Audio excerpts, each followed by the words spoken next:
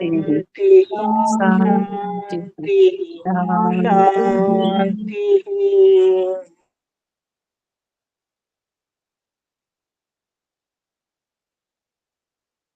वैशेषिक दर्शन के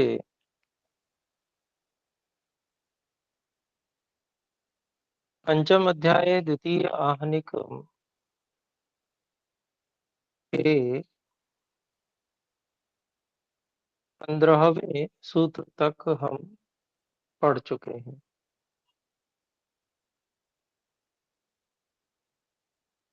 तो यहाँ तक हम में से कोई भी कोई बात पूछना चाहे तो हस्तोत्थापन द्वारा सूचित कर सकते हैं।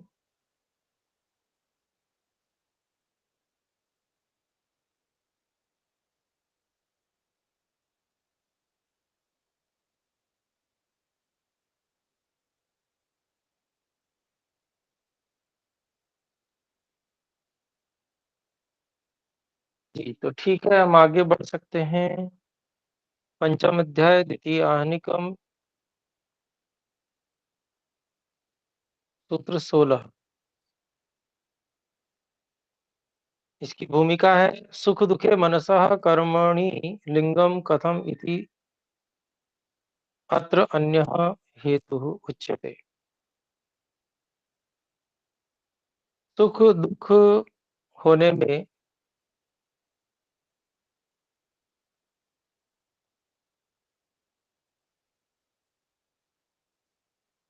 मन का कर्म लिंग है, प्रमाण है।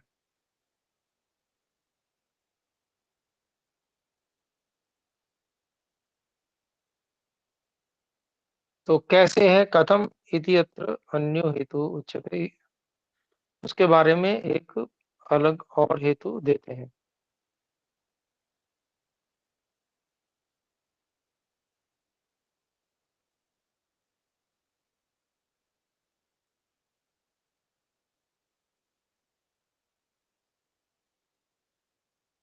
तो ये वैसे ना मन के कर्म में सुख दुख ये दोनों हेतु हैं, ऐसा कहा जाएगा। और यहाँ सुख दुख जो है, सुख दुखे है, ये द्विवचन है। तो मैंने पहले गलत बोल दिया, सुख दुख में ना बोल के मन के कर्म में जो सुख दुख होते हैं वो प्रमाण है। वो कैसे हैं, इसका एक और हेतु यहाँ दिया जाता है। अभी ठीक हो गया। अभी 16वां सूत्र। तद अनारंभे आत्मस्ते मनसी शरीर से दुख अभाव स योग। तो कहते हैं, और एक मिनट जरा,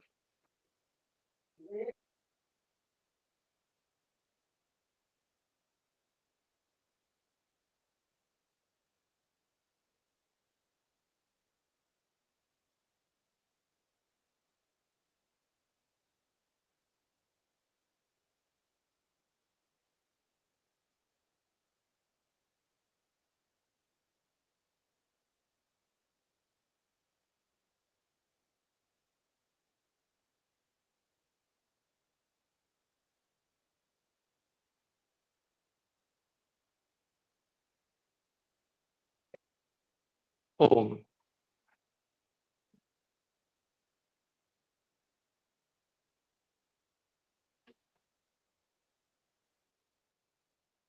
ओम।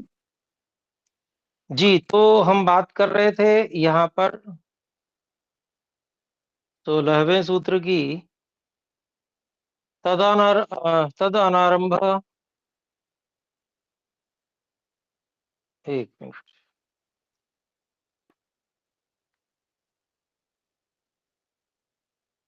तद अनारंभे आत्मस्थे मनसी शरीरस्य दुखाभावः सह योगः। तो इसका अभिप्राय है कि तद अनारंभे अर्थात कर्म रोक देने पर,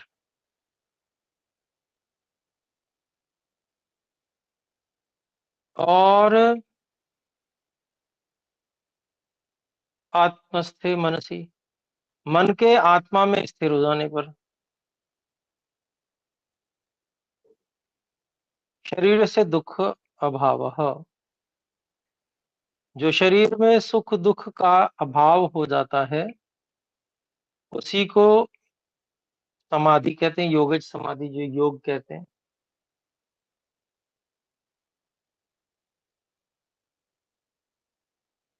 अर्थात शारीरिक सुख दुख का उस समय भान बोध नहीं रहता, क्योंकि मन आत्मा में स्थिर हो जाता है।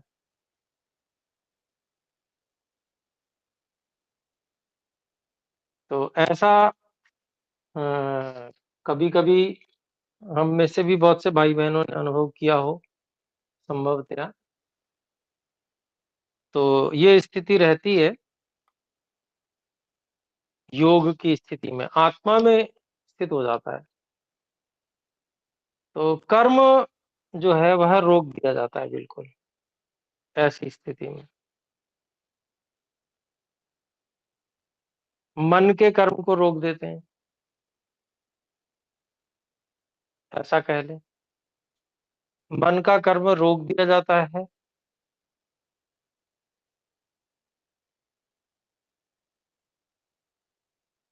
तो सुख दुख भी रुक जाते हैं, शारीरिक सुख दुख।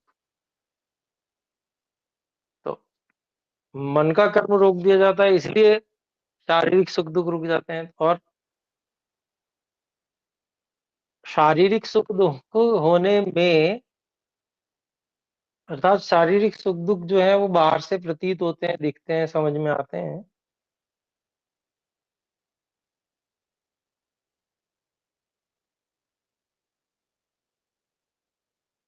तो वो प्रमाण बताए जा रहे थे, मन में कर्म हो रहा है इस बात के।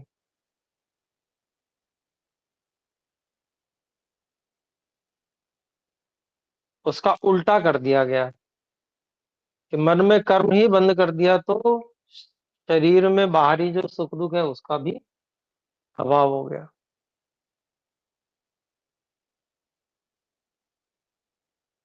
तो बाहरी सुख दुख इंद्रियों के कारण से भी होते हैं। इंद्रियों से जो देखना सुनना इत्यादि, चखना इत्यादि होता है, इसमें अनुकूलता और प्रतिकूलता होती है। तो ये जो अनुकूलता और प्रतिकूलता है ये नहीं रहती जब मन का कर्म बंद हो जाता है। मन से बाहर का संपर्क हट जाता है तो नहीं होता, मन जो है आत्मा में स्थित हो गया। इस बात को एक प्रमाण के रूप में प्रस्तुत किया जा रहा है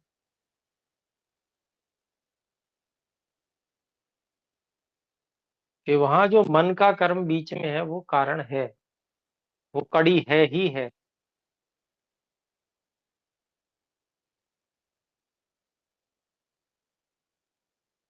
तो आइए देखें इसका भाष्य।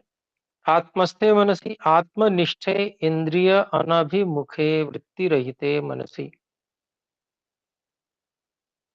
जो आत्मा में निष्ठा प्राप्त कर चुका है, अर्थात आत्मा में स्थिर हो गया है।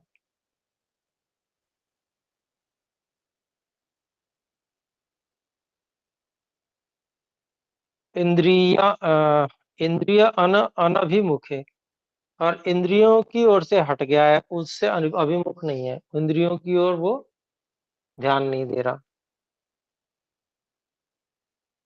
ऐसे वृत्ति रहित मनसी, ऐसे वृत्ति रहित जो मन है उसमें, ये कहते हैं वृत्ति रहितम मनो आत्मनि निष्तिष्ठति। और जो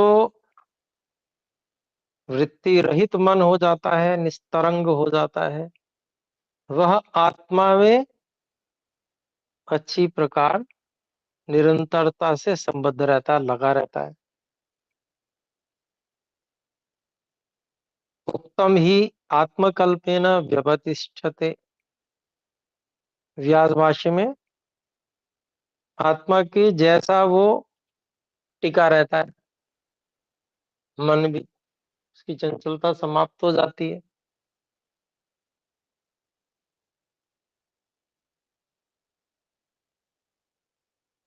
और फिर आगे कहते हैं तद अनारंभे, इसको खोलते हैं, सूत्रस्थ पद है, कर्मणो अनारंभो अनुत्पादो अप्रवर्तनम भवति। कर्म का अनारंभ अर्थात अनुत्पाद अर्थात अप्रवर्तन होता है, अर्थात कर्म नहीं होता। तत्र कर्म अनारंभे सति, तो उस मन में कर्म न होने पर शरीर से दुखाभाव, इसको खोलते हैं, शरीर से आत्माधिष्ठितस्य, तो आत्मा के द्वारा अधिकार किया गया जो शरीर है, ऐसे शरीर से दुखाभावो भवति, ऐसे शरीर का दुख अभाव हो जाता है। सुख दुख अभाव दोनों ही कहना चाहिए था, दुख से मतलब दोनों से ही है। पूर्वोक्त तो सुख दुख यो अभावो भवति, उसी को खोल रहे हैं, पहले कहे गए जो सुख दुख है उनका अभाव हो जाता है। अत्र दुख शब्द सुखे अपि प्रयुक्त, यहाँ जो दुख शब्द कहा है स्वामी जी ने भाष्य में, तो कहते हैं कि भाई यहाँ दुख शब्द जो है वो सुख में भी प्रयुक्त किया गया है। क्यों? दुख शबलत्वात्, क्योंकि वो सुख भी दुख से मिश्रित है। इस संसार में कोई ऐसा सुख ही नहीं है सांसारिक जो दुख के बिना मिला हुआ हो, है ही नहीं। दुख तो सब जगह मिला हुआ है अगर संसार में है कोई तो इसलिए दुख शबलत्वात्, तो स्वामी जी ने यहाँ पर दुखा भावो भवती ऐसा कह दिया, इसलिए उसकी स्पष्टीकरण दे रहे हैं स्वामी जी कि भाई दुख शब्द सुखे भी प्रयुक्त, दुख शबलत्वात्, क्योंकि वो भी दुख से मिश्रित होता है, इसलिए सुख से सांसारिक सुख दुख अभावो भवति, इसलिए सुख अर्थात सांसारिक सुख दुख का अभाव हो जाता है। स योग, स खलु योगो भवति, वह योग होता है। तदा मनः खलु वृत्तिरहितम सत आत्मनि तिष्ठति, तो जब ऐसी स्थिति कब आती है? तो यथा मन, जब मन निश्चय से वृत्ति रहित रहता हुआ आत्मनि तिष्ठति, आत्मा में लगा रहता है, स्थिर हो जाता है मन में, आत्मा में। सुख दुखे नानुभवती, तो समय सुख दुख का अनुभव नहीं होता, सुख दुख होता ही नहीं है ऐसा नहीं कह रहे हैं, अनुभव नहीं होता ऐसा कह रहे हैं। सुख दुख तो हो सकता है, बाहर से कोई मान लीजिए चींटी काट जाए छोटी मोटी ऐसी, तो वो से ध्यान नहीं जाएगा, के अंदर की ओर लगा हुआ है मन, आत्मा की ओर।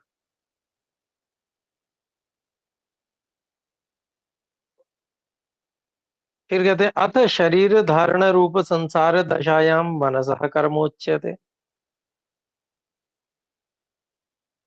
अब जो है शरीर धारण रूपी अर्थात पुनर्जन्म, ऐसी संसार अवस्था में, दशा में, संसारिक अवस्था में मनसा कर्म उच्यते, मन का कर्म कहा जाता है।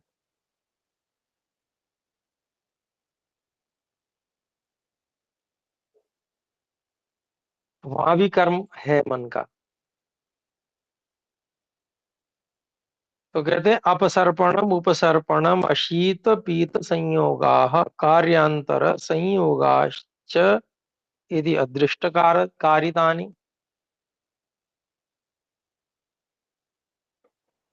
तो ये 17वां सूत्र है, इसका अभिप्राय है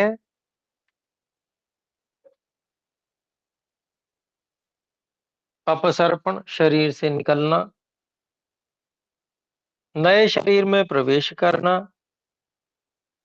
अपसर्पण हो गया शरीर से निकलना, उपसर्पण हो गया नए शरीर में प्रवेश करना। अशीत पीत संयोग, खाए हुए आहार, खाए पिए आहार को रस रक्त आदि में बदलना, रस रक्त आदि का संयोग हो जाना।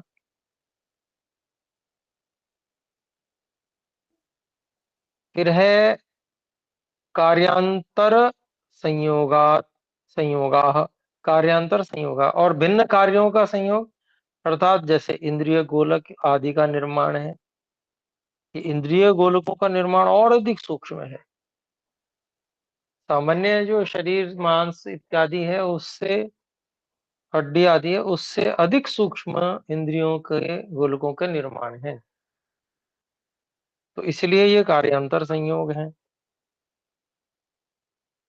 तो ये सब अदृष्ट,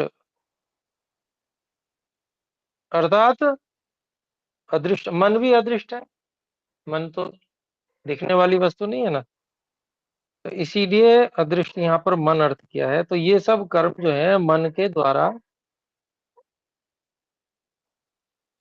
किए गए जो कर्म है, उनके परिणाम स्वरूप ये बनते हैं।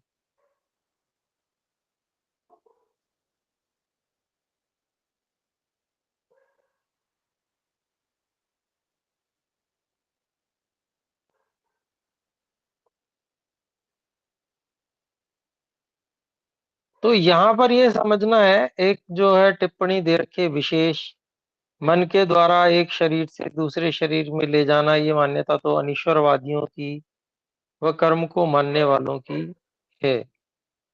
तो ये जो बात कही है यहाँ पर, इसको ऐसा नहीं समझेंगे, मन को माध्यम बनाते हैं ईश्वर, करते ईश्वर ही है, लेकिन एक व्यवस्था के अंतर्गत करते हैं। वो व्यवस्था बना रखी है ईश्वर ने, उस व्यवस्था से कार्य होता है, और उस व्यवस्था में मन को सम्मिलित किया गया है, माध्यम बनाया गया है। क्योंकि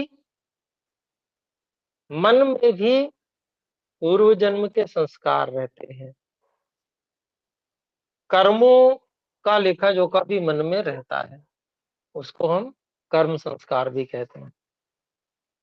और वो कारण बनते हैं, वो कारण बनते हैं किसमें?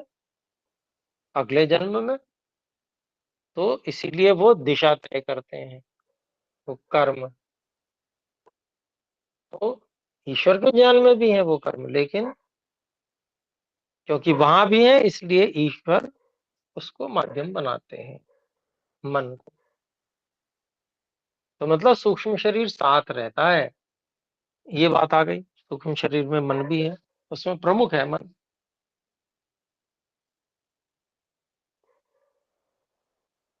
तो आगे देखते हैं इसका भाष्य।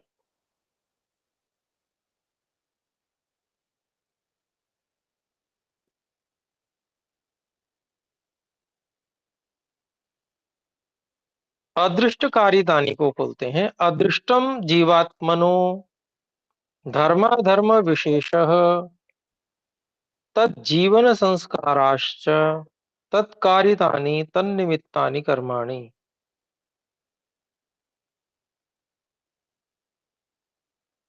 जीवात्मा का जो धर्माधर्म विशेष है, उसी को अदृष्ट कहा जा रहा है।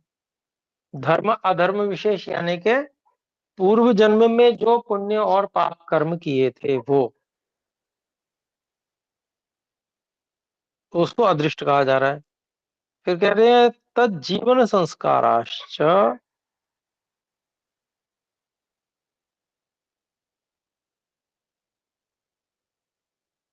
और वो जीवन के जो संस्कार, अर्थात जिजीविषा है, जीने की जो इच्छा है, जीवन की इच्छा है, ये भी अदृष्ट है। अब शरीर से मन भर गया, मन भर गया वैसे प्रयोग किया जाता है शब्द, अर्थात अब प्रकृति, सूक्ष्म प्राकृतिक साधनों और भौतिक साधन शरीर आदि, अब इसकी अपेक्षा आवश्यकता नहीं लगती, तो व्यक्ति वैसे कर्म भी नहीं करता, सकाम कर्म भी नहीं करता, निष्काम कर्म करता है।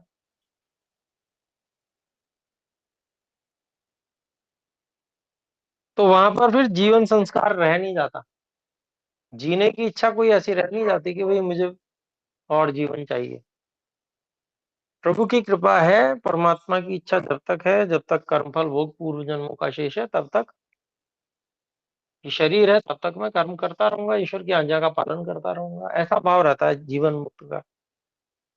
तो वहां जीवन संस्कार नहीं रहता, वहां जिजीविषा नहीं होती कि मुझे और जीना है।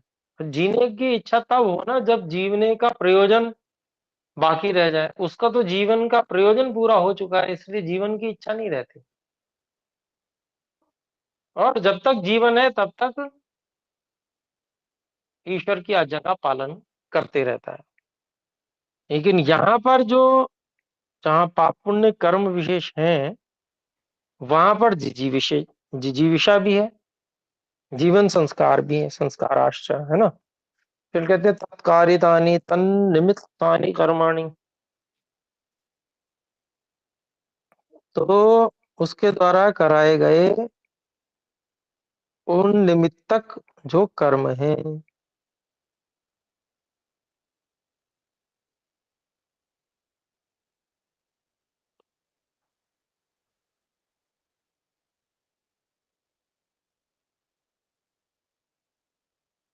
कानी दानी, तो वो कर्म कौन कौन से उच्चनते कहते हैं अपसर्पणम।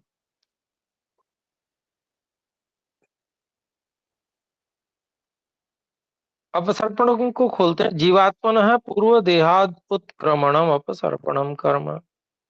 जीवात्मा का पूर्व शरीर से निकलकर उत्क्रमण होकर या अपसर्पणम निकलना जो कर्म है, आत्मना साकं सर्व प्राणानाम अपि भवति अपसर्पणम। आत्मा के साथ साथ सभी प्राणों का भी जो है बाहर निकलना होता है देह से। एक उपनिषद है उसका यहाँ पर दे रहे हैं वाक्य, स यदा अस्मात् शरीराद उत्क्रामति सह एव एतेः उत्क्रामति। तो वह आत्मा जब शरीर से बाहर आता है, जाता है, सह एव एतैः, उन साथ साथ ही सर्वैः, सभी प्राण भी आ जाते हैं बाहर। फिर आगे कहते हैं एवं आत्मा मनः प्राणानाम अपसर्पणम कर्म। इसी प्रकार से आत्मा मन और प्राणों के अपसर्पण का कर्म है, अर्थात शरीर से बाहर जाने का।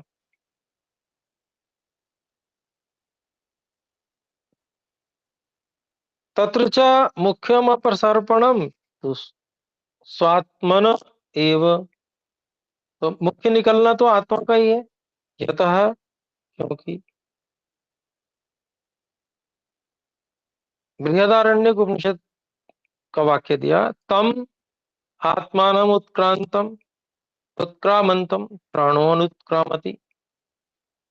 उस आत्मा के शरीर से बाहर जाते हुए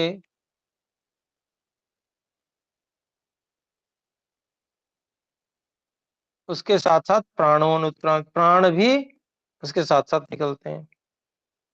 प्राणम अनुत्क्रामंतम सर्वे प्राण उत्क्रामंती। और जब वो एक मुख्य जो प्राण है वो जब बाहर निकलता है तो बाकी जो प्राण है, सर्वे प्राण इंद्रियों को कह सकते हैं, प्राणों की बात तो हो गई मान लीजिए, तो फिर ये इंद्रियां जो है वो निकलती हैं, ऐसा कह सकते हैं। तस्माद् अत्र सूत्रे सर्वेषाम एव अपसर्पणम कर्म। तो इस सूत्र में सभी का जो अपसर्पण कर्म है वो लक्षित किया जाता, लक्ष्यते। न केवल मनसोपसर्पणम एवं अन्येषाम अपि कर्मणाम विधानात्। केवल मन का अपसर्पण नहीं होता, अन्यों का भी जो है कर्मों का विधान होने से, अन्यों में भी कर्म होता है, वो भी निकलते हैं। तथैव सर्वेषाम देहांतरे परिवेशनम कर्म। ठीक उसी तरह से सभी का देह अंतर दूसरे देह में प्रवेश का कर्म होता है, उपसर्पणम कहा उसको। तो अशीत पीत संयोगा भुक्त पीता आहारस्य गर्भे मात्रा शीत पीतस्य।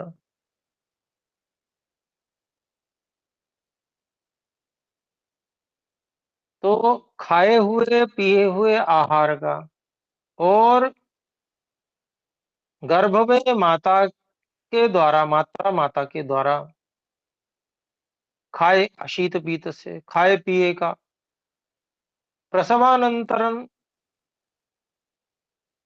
प्रसव होने के पश्चात स्वाशीत पीत आहार से संयोजनानी अपने खाए और पिए हुए आहार का जो संयोजन होता है,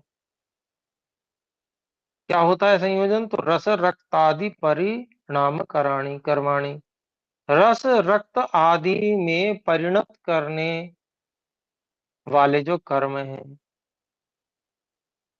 तथा च और कार्यांतर संयोग रस रक्त आदिभ्यो यानी कार्यांतराणि तद भिन्नानि कार्याणि। तो रस रक्त आदियों से जो कार्यांतराणि भिन्न कार्य हैं,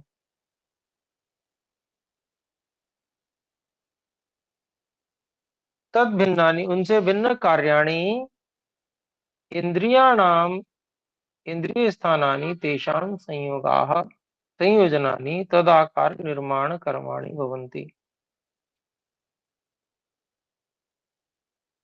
तो एक तो हो गया रस रक्त आदियों का बनना, उनका परिणत होना। फिर दूसरे उनसे भी भिन्न कार्य, कौन से कार्य?